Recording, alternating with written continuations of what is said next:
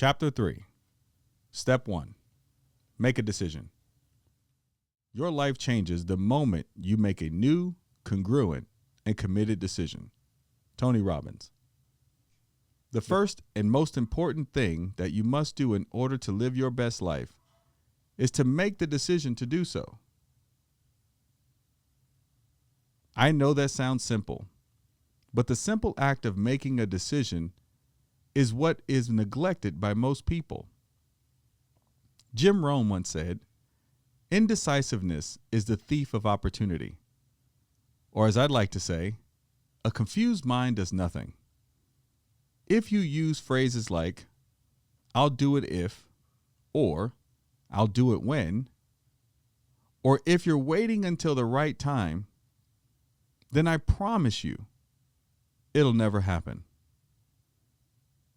So as long as you have a plan B, it'll be very hard to do what's necessary to live your best life. So what does it actually mean to make a decision? The word decide comes from the Latin word decidere, or to cut off. To decide is to make a choice to cut off all other options. One of the things that makes us superior to all other species on the planet is our power to choose. If we don't like something about our lives, our health, our finances, our relationships, we have the ability to make a choice to live another way or do something different. For example, birds don't get this incredible gift of choice. When winter comes, they have no choice but to fly south. It is instinctive. This simple ability to choose makes you the most powerful creature on the planet. I remember sitting in my probation officer's office as he was going over the rules, and I kind of zoned out for a minute.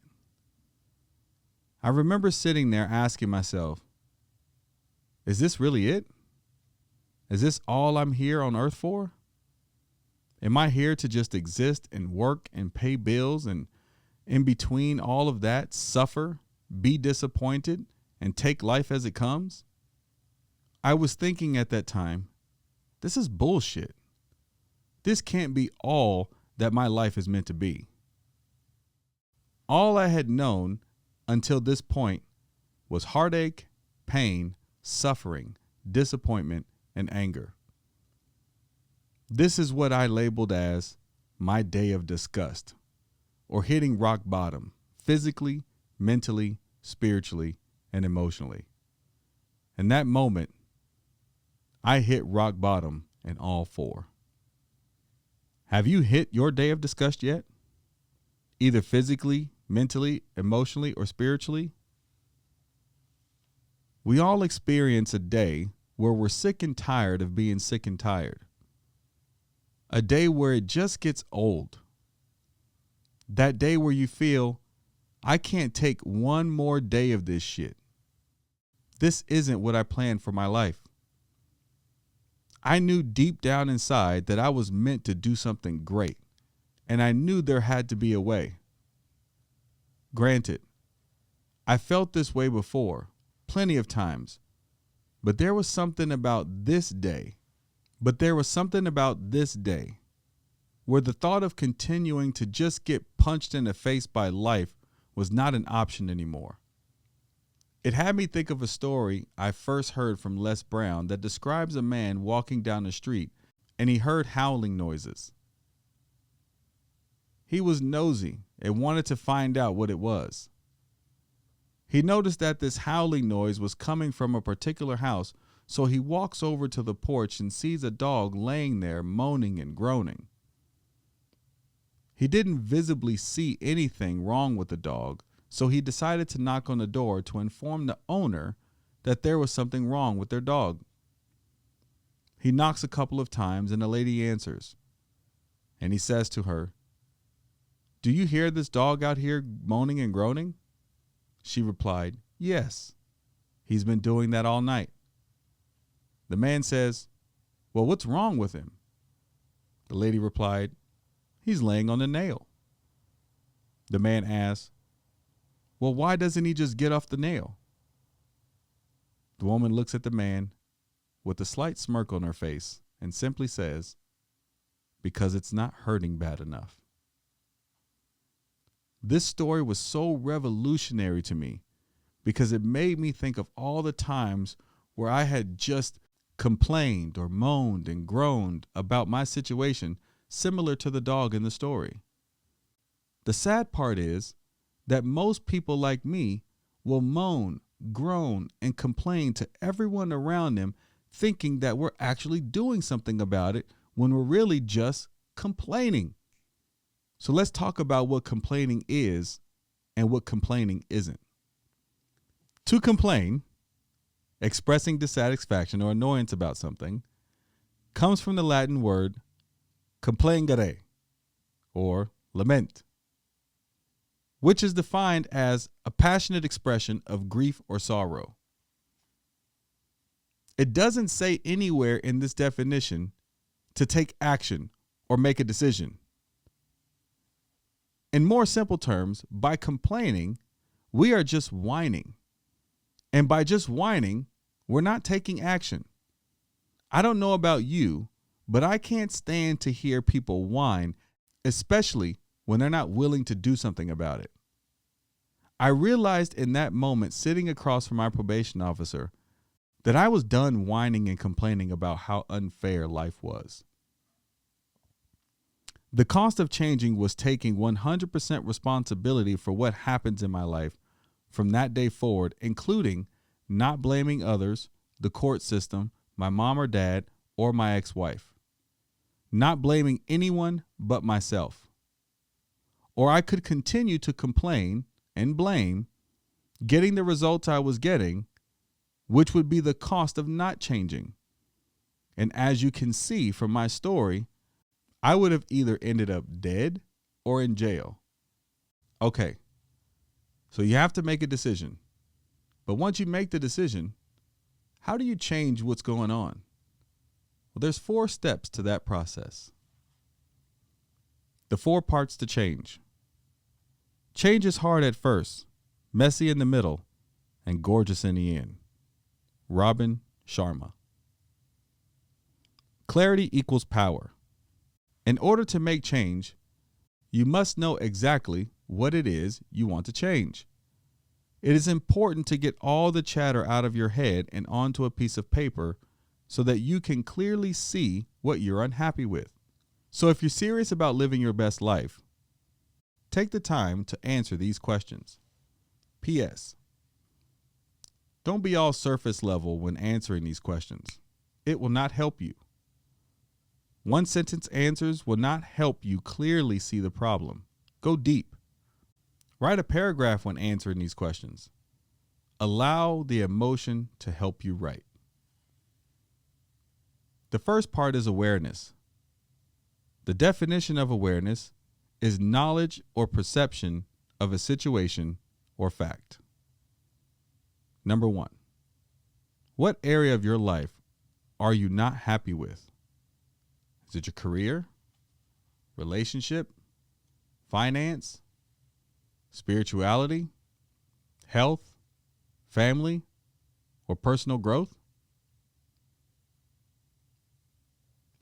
Number 2, what have you tried before?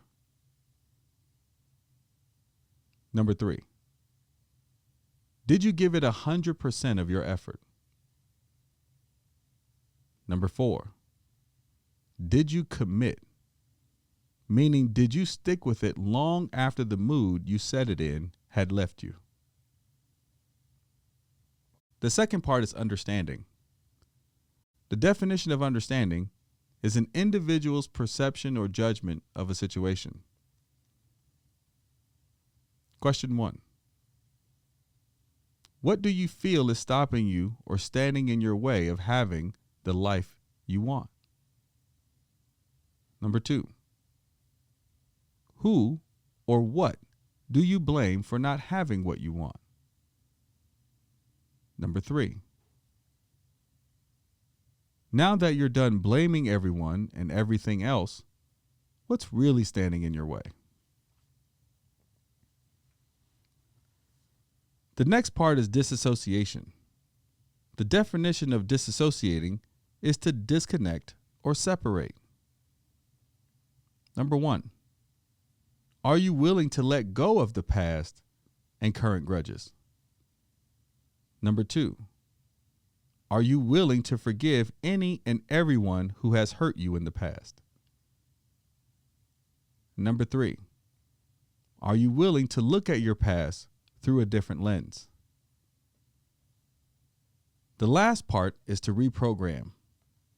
And the definition of reprogram for this context is a series of coded software instructions to control the operation of a computer or other machine.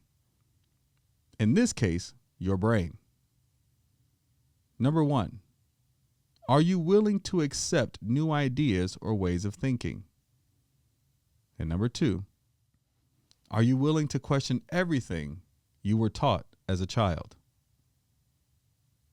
Now let's talk about your why. Your why. Few people attain great lives, in large part because it is just as easy to settle for a good life. Jim Collins.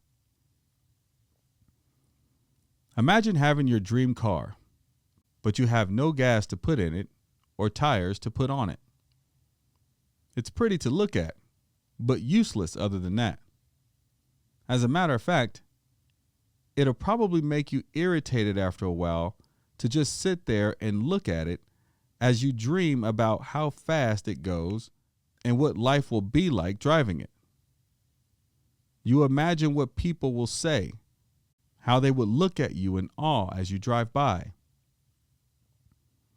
Yet, at the same time, you feel it'll never happen because you have no gas, no tires, and no money. So at this point, it just becomes a pretty lawn ornament. Eventually, you'll have it towed away because looking at it will no longer bring you joy. It will start to become a reminder of what you don't have or feel you can't do in life. The dream becomes the nightmare. Your best life is the car in the example, and your why is the gas and the tires you need to make it happen.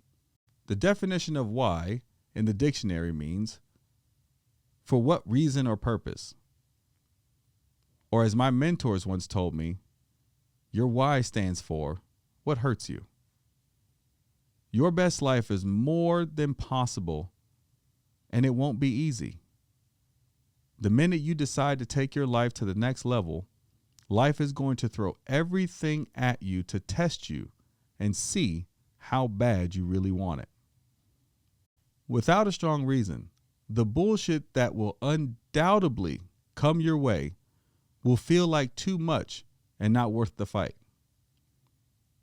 This, I can say, is why 95% of people in life settle for less than they desire, and then justify, or I like to call just a lie, all the reasons they decided to settle so they can convince themselves and their peers they never wanted what they dreamed of in the first place, all in order to feel better about giving up. When I'm doing one-on-one coaching with my clients and I ask them what their why is, I typically get a surface level answer like, so I can be debt free, or if it's for weight loss, so I can be healthier. These are good reasons, but not the real reasons. These surface level answers won't get you through the hills and valleys on your way to your goal. To find the real why, the real reasons that will pull you and push you through all the challenges life will offer along your journey, you must dig deeper. Your why should damn near, if not make you cry.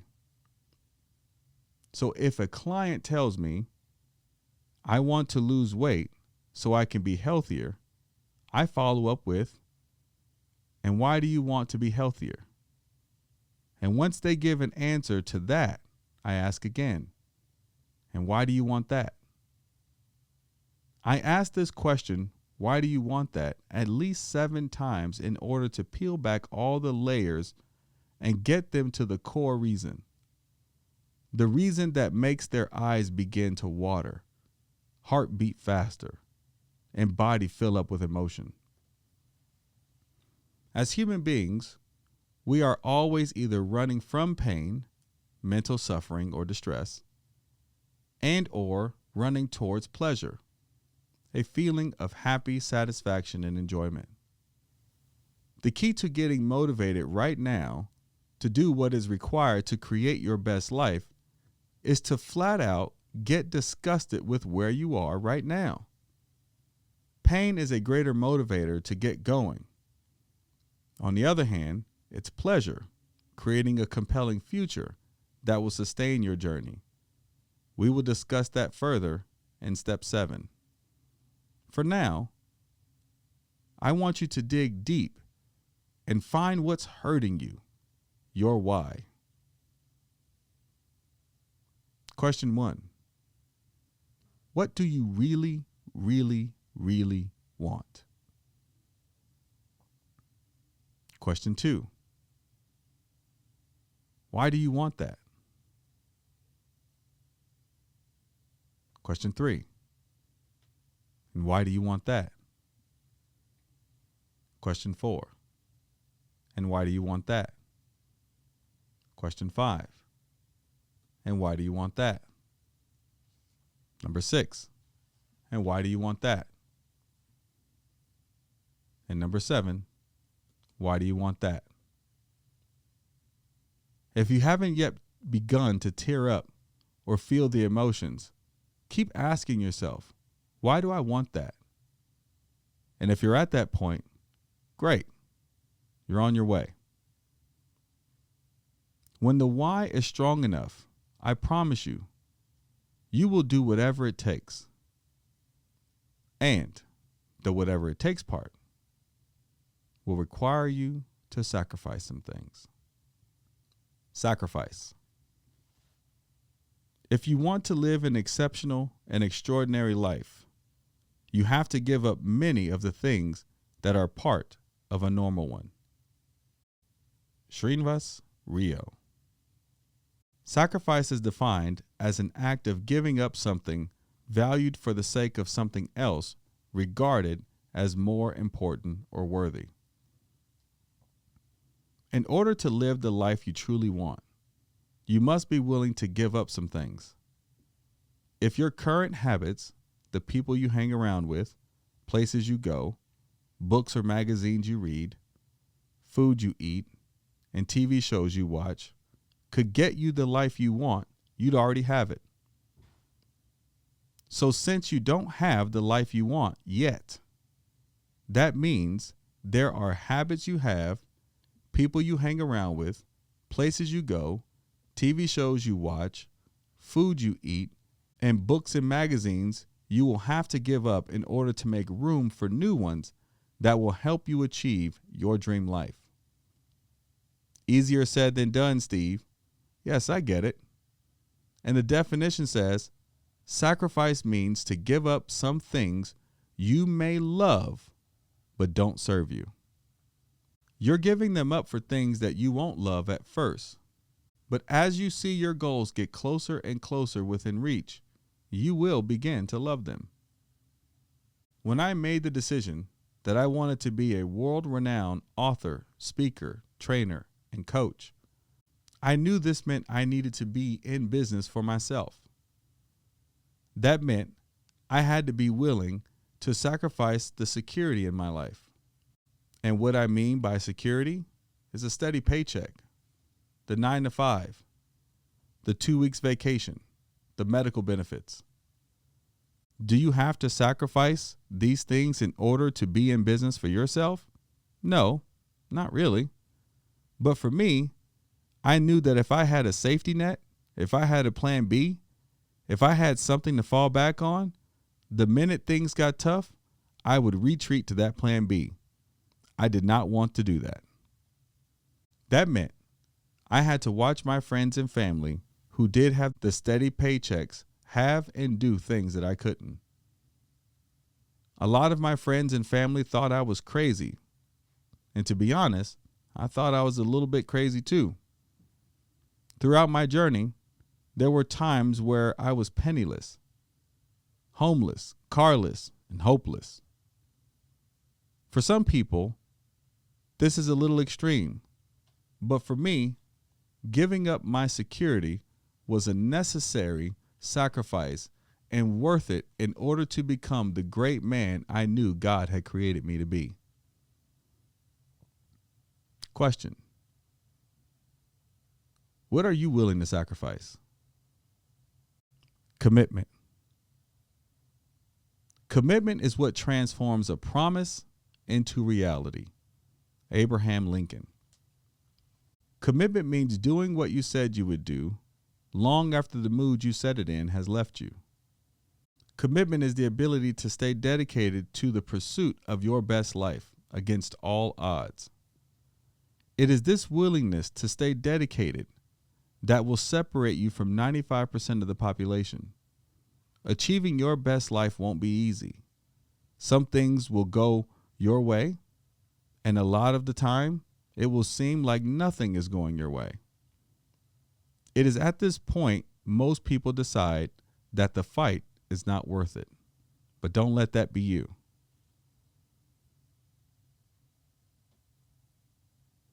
Life is a lot like riding in an airplane.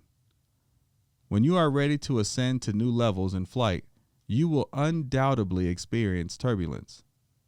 Life is going to throw what seems like insurmountable obstacles at you to test how bad you really want what you say you want. The question I had, and that you may have, is, how do I prepare myself for what life is going to throw at me? It was in the pursuit of answering this question when I came across Jerry Clark's analogy of Murphy's Committee. Murphy's Committee is an analogy that helps you understand what's called Murphy's Law. Murphy's Law states that whatever can go wrong will go wrong. Jerry Clark took this saying and created a way for him to make Murphy's Law tangible and practical so that he could recognize life's tests when they appear. It's a how-to for emotionally putting them in the right context and then being able to move past them. This incredible yet simple analogy is what kept me in the game all these years, and I truly believe that if you learn and understand Murphy's Committee, it will help you stay in the game as well. Murphy's Committee. Murphy's Committee is a universal council consisting of 5 members whose sole job is to test a person's commitment to their dreams. Their main job is to see how many people they can stop from achieving their best life. Once you decide to pursue a better life, be prepared to meet all 5 members of the council. This is why your strong why is so important. So let's meet all 5 members and see how they will show up in your journey to a better life. Murphy number 1, friends and family. Believe it or not, the minute you decide to change your life and start working towards it, there will be some people who are close to you who will not be all that happy for you. Some of these people are haters, but not all of them. In your journey, you will go through 3 phases like most everything in life. Every time you introduce it to those around you, you will be ridiculed, then violently opposed. Then it becomes self-evident, where everyone just accepts it and ends up loving it. Perfect examples are social media, Uber, and the microwave. These are all things that went through these 3 phases, just like anything else that moves in a forward direction and changes the norm. Don't be surprised when your journey goes through the same 3 phases. Your friends and family will ridicule you. Then they will violently oppose you. And then they will come back with, "I knew you could do it all along." This isn't every friend or family member. It's just the crew you hang with. Some of these haters are the ones who will root for you in public and secretly pray for your failure. Some of these haters can be the closest people to you. It's not that they don't love you. It's just that by you pursuing your best life, by you being willing to be disciplined and commit to your dreams and goals, it shines a huge mirror on them, and it will begin to make them feel inadequate and not enough. Instead of going along with this journey with you, they will start to say little things and do little things to discourage you. Most of them don't even know that they are doing it. All they know is watching you do what they are not willing to do makes them feel some type of way, and they need it to stop. There is another group of people who are close to you, who love you, and just don't want to see you get hurt. They love you so much, they don't want to see you fail. They don't want you to feel disappointment and hurt. So they also say and do little things to discourage you. Just understand that even though it sucks, that it feels like they are not supporting you, it's coming from a good place in their hearts. So no matter which one you encounter, remember, it is Murphy number 1. Don't let him win. Murphy number 2. Once you get past Murphy number 1, Murphy number 2 steps up to the plate. His job is to get you angry, tired, frustrated, and depressed. With Murphy number 2, it feels like anything and everything that can go wrong will go wrong. His job is to make you feel like your whole world is crashing, making you feel like your world is out of control, thus forcing you to think you need to stop in order to regain control. If you're losing weight, this could be an injury. If you're pursuing a life of entrepreneurship, it could mean repossessing your car, on and on. Murphy number 2 knocks most people out of the game. It is important to recognize that this is also just a test. Don't let him win. Murphy number 3. Murphy number 3 tries to stop you by playing with your emotions. He does this by causing problems between you and the one you love. Murphy number 3 does an incredible job of making you feel like the closest people to you are turning against you. Science has proven through quantum physics that as human beings, we are made up of energy, just like the universe, and our energy gives off a certain frequency, like a radio frequency. If you and I both have walkie-talkies and we want to communicate with each other through those walkie-talkies, we have to make sure that each of our walkie-talkies are tuned in to the same frequency. Well, it's the same with our friends and family and significant others. Think about it. Have you ever walked into a room and immediately felt a connection? A connection like you belong. There was just a certain energy in the room that felt right with you. Yes, right?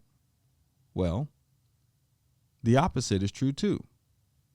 Have you ever walked into a room and immediately felt uncomfortable? Of course.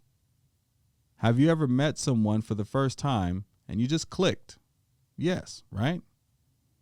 And have you ever met someone for the first time and without them even saying a word, their presence just rubbed you the wrong way? This is what I mean by frequency. The feelings you have around certain people in certain environments. As you begin to grow as a person, your frequency begins disrupting the connection you have with the people you feel most comfortable with. And just like you, they feel this disruption in the frequency as well. Murphy number 3 uses this disruption by forcing you to make a decision to either stop pursuing a better life in order to maintain your friendships and connections, or keep going and possibly lose them forever.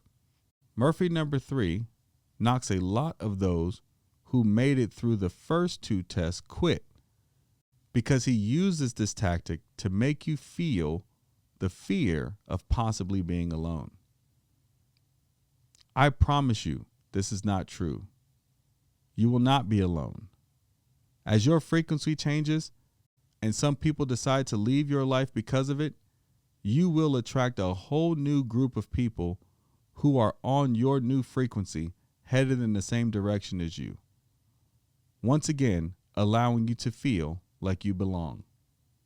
Conquering Murphy number 3 is a huge breakthrough. Very few people make it past Murphy number 3. Don't let him win. Murphy number 4 and 5.